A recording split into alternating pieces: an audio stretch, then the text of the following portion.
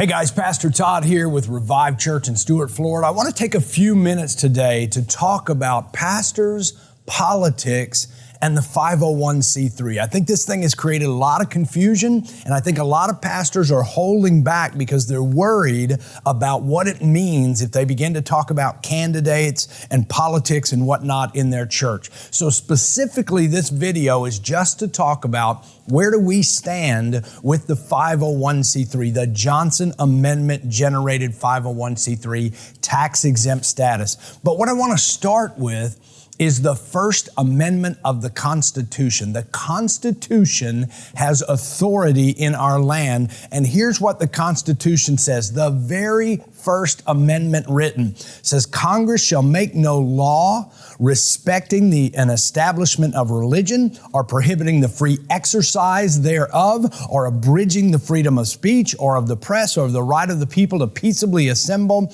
and to petition the government for the redress of grievances. What did that just say for churches? Congress shall make no law regarding religion or the freedom of speech. In other words, it's an impossibility under the Constitution for them to make a law about the establishment of our religion, about the freedom of our speech in our religious exercises. So that's kind of a governing statement to start this conversation with because it's very clear. But if that's in place, why did the Johnson Amendment come about?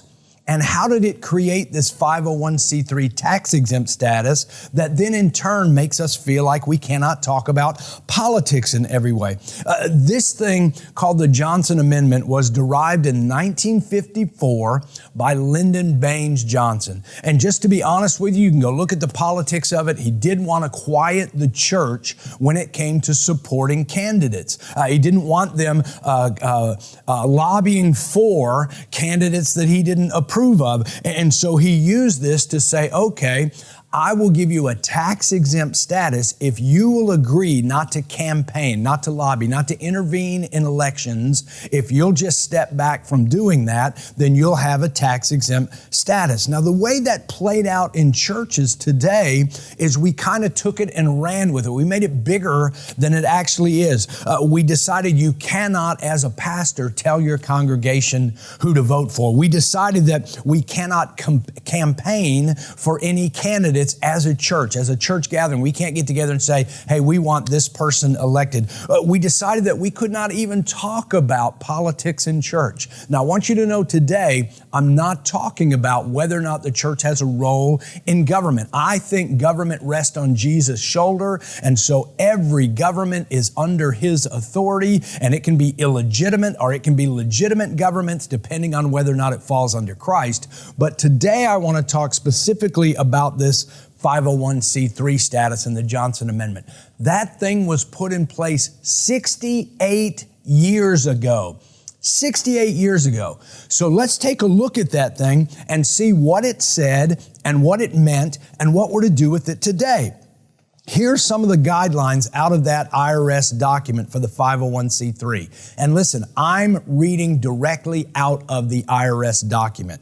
It says, an IRS Section 501c3 organization may engage in some lobbying, but too much lobbying activity risks the loss of tax-exempt status. Now, just from the very get-go, is that vague or what? You may do some lobbying, but too much puts you at risk. So go into the document and look at how they define what is too much. If you look at the document, one of the measurements of too much is called expenditure test. What is the expenditure test? The expenditure test says that you spent more than $1 million supporting a candidate. That's a test to say that's too much. Now, I don't know about you, but there's not a lot of churches out there that are putting $1 million into a candidacy or into an election. But that's one of their tests on whether or not you've done too much. Now, here's another interesting quote from that 501c3 document. This is a quote out of the IRS document.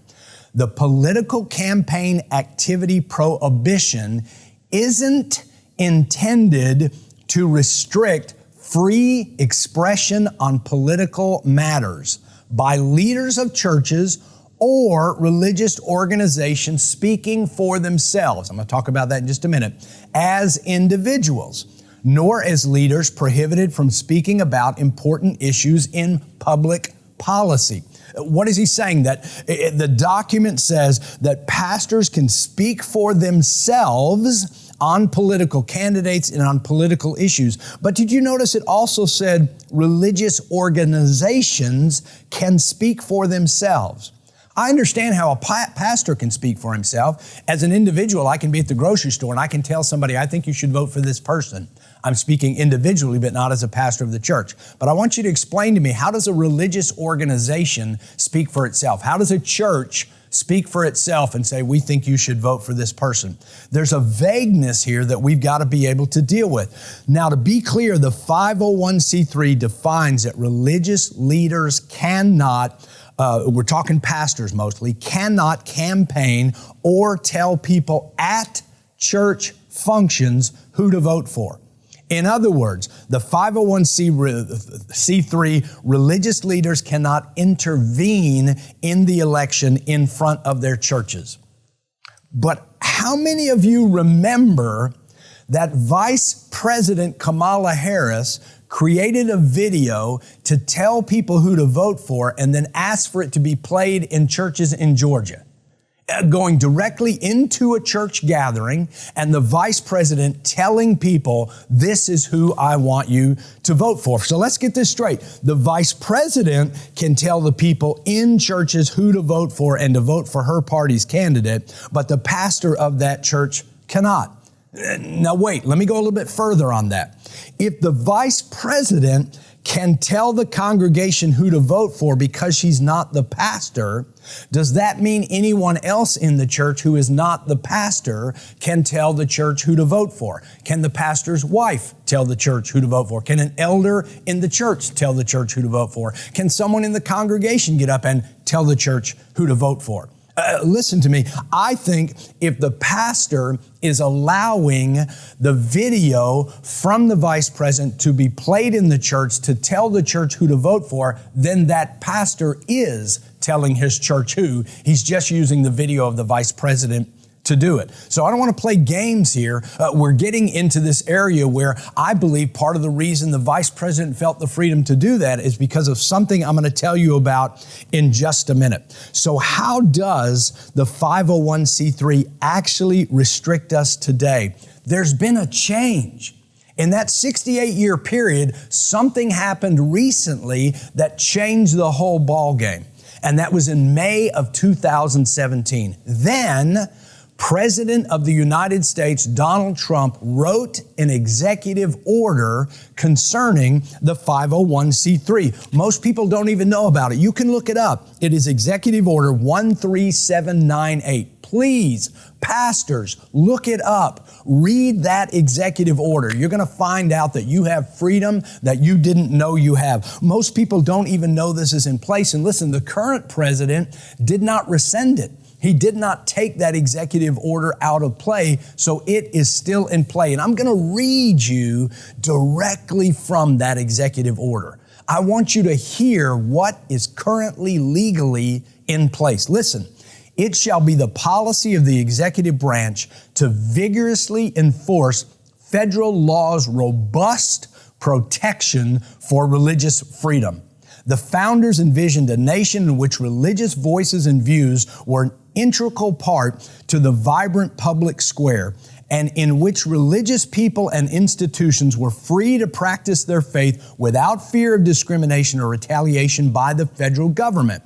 For that reason, the United States Constitution enshrines, protects the fundamental right to religious liberty as America's first freedom. He's talking about the First Amendment. Federal law protects the freedom of Americans and their organizations to exercise religion and participate fully in the civic life without undue interference by the federal government. The executive branch will honor and enforce those protections. That was the lead-in line of this executive order. Now we're going to get down to what exactly this executive order does as it addresses the 501c3.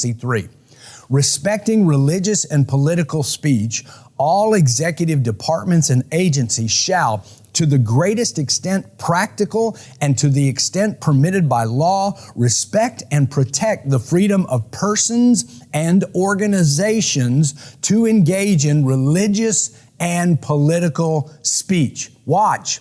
In particular, the Secretary of the Treasury shall ensure, to the extent permitted by law, that the Department of the Treasury does not take adverse action. I want you to remember those words, adverse action, against any individual, house of worship, or other religious organization on the basis that such individual or organization speaks or has spoken about moral or political issues from a religious perspective.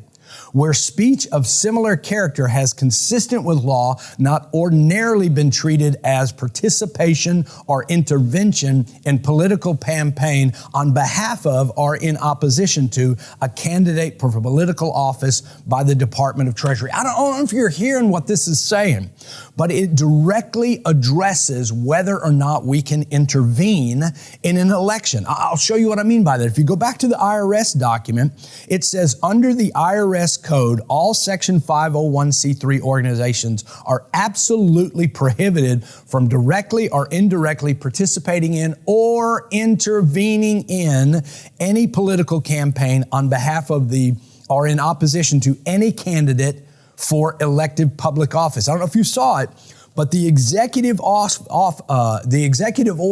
reversed the Johnson Amendment 501c3 document using the exact words. It said you can't intervene. The executive order said you cannot be punished for intervening. Now watch what the executive order did for you as a pastor. This is my main point today. I want you to hear this, pastors, when it comes to talking politics or talking about political candidates in your church. The EO said that the Department of Treasury does not take any adverse action. You remember me saying that? Now watch this. As used in this section, I'm reading out of the executive order.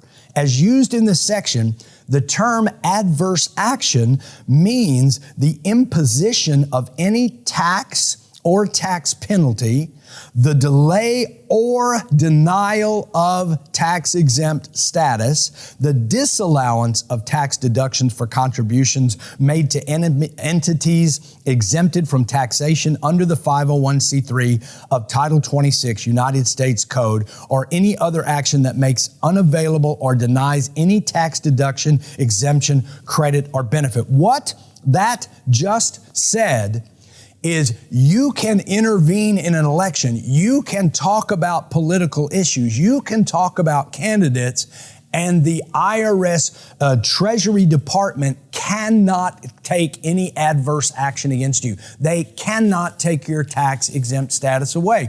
This is critical, church. This is where for years we have sat back and said, because of the 501c3, which, by the way, only gave you the benefit for tax-exempt things to happen out of state. In state, you didn't even need the 501c3. But because you have it, you're saying, we can't talk politics. We can't talk candidates. And the executive order said, yes, you can, and the Department of Treasury cannot come against you.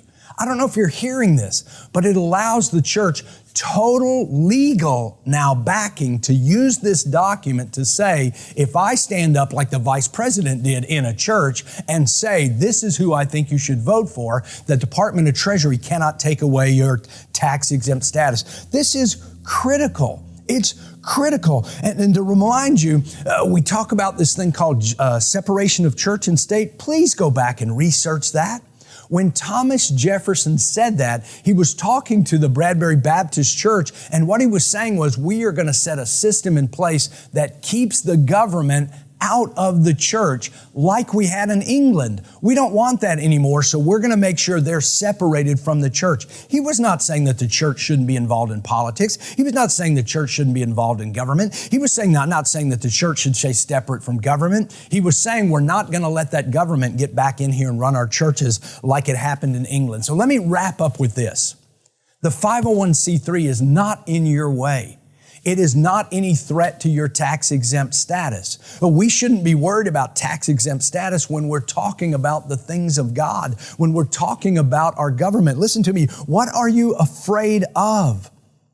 Are you afraid that it's just been easier to stay out of politics so I don't offend anybody in my congregation? So those who are Democrats and those who are Republicans, I don't lose half of the congregation because I make a stance on who. Listen to me. We got to be speaking for the things of God in our churches. We got to be saying these policies are not of God. Abortion is not of God. Transgenderism, not of God. Socialism, not of God. LGBTQ, not of God. These are things that we have to be able to stand up and say, candidates who are for things that are not of God, we need to say, no, don't vote for them. Vote for those who are enforcing the things of God. Listen to me. Bottom line is, I don't want to be here when God comes back and says, why didn't you stand up for me? Why did you give your government over to the enemy? Why as the churches did you not rise up and say, hey, we insist that the morality of God is in our government, that the things that are written in Scripture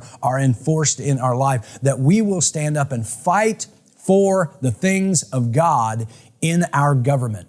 Pastors, you can't sit back and be quiet anymore. That's what's led us to where we are today. It's time for you to stand up, put aside these fears, put aside these things like the 501c3 and government regulation and the separation of church and state arguments and say, I've got to speak up for God. I cannot let this country continue on the path it's on. I hope this helps you today. Please do your research. Check these things out. God bless you. Come on, pastors. Let's get together and stand up for the things of God in our government. Thank you.